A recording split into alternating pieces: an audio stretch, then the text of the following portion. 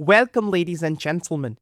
Today we'll be taking a historical deep dive into one of the most discussed chess games of the 28th century.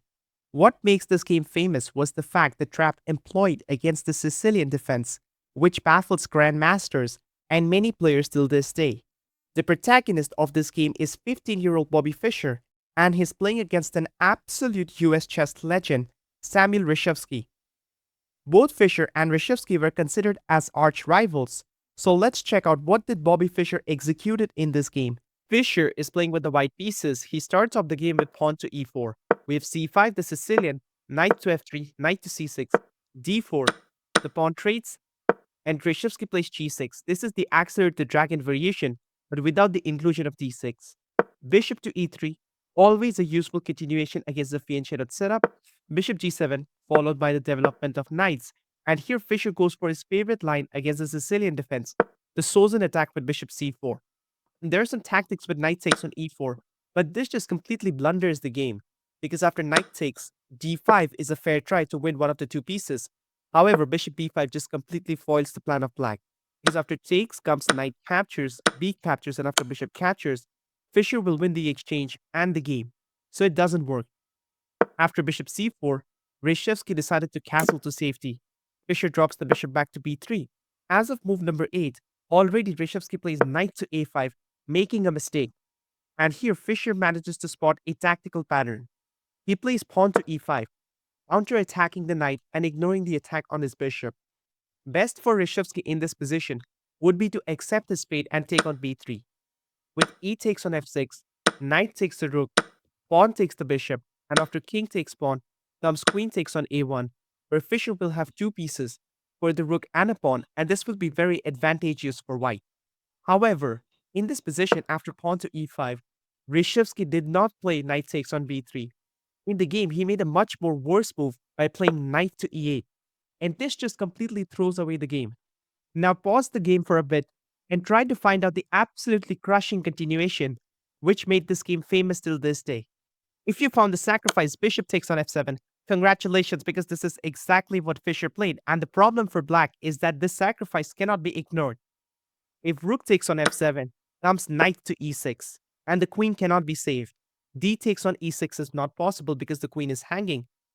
However, the much more bigger problem is that the queen cannot go to c7 because it is guarded by the knight, cannot go to b6 because it is guarded by the bishop. Therefore, the queen is lost. So after bishop takes on f7, Reshevesky tried the move king takes on f7. But that doesn't help him, because now comes another brilliant move, knight to e6. Attacking the queen, cannot take again. There is no queen c7, there is no queen b6, and if king captures on e6, well, now comes a check, king f5, g4 check, king to g4, rook to g1, drawing the king up the board. We have king to h5, and after queen g2, the checkmate on g4 or g5 cannot be prevented, and therefore white wins. So after knight e6, Reshevesky decided to accept the challenge. Instead of resigning, he played d takes on e6, and he loses the queen with queen takes on d8. The interesting part hereover is that Reshevesky did not resign after losing his queen. Part of the reason I think that happened because when this game was played, Fischer was just a kid, and in those days, kids were not as strong as they are today. That's why he was having this kind of a delusional paranoia that he might still be able to beat Fischer from this position. Black continues with knight c6, attacking the queen. The queen goes back to d2. With bishop takes on e5, Reshevesky wins a pawn, but Fischer just castles out to safety. Knight to d6. Fischer offers to trade pieces. We have bishop to f4, knight c4, queen to e2, giving up the bishop for the knight. Bishop takes, queen takes on c4. And as many trades happens, it will work out in Fischer's favor. Black needs to save the bishop. He plays king to g7, putting a defense, knight to e4. The bishop goes back to c7, knight c5, pressurizing on e6, and after rook f6, now it's just a matter of conversion before Fischer takes over the entire game. We have c3, e5, rook a to d1, and the problem for black is that he cannot get this bishop out. Without that, the rook will never be able to enter the game, and that's Fischer's advantage, along with being up in material. So we have knight back to d8, knight to d7, attacking the rook, rook goes to c6, queen h4, attacking on e7. We have rook to e6 defending, knight c5, attacking the rook again, knight to e4.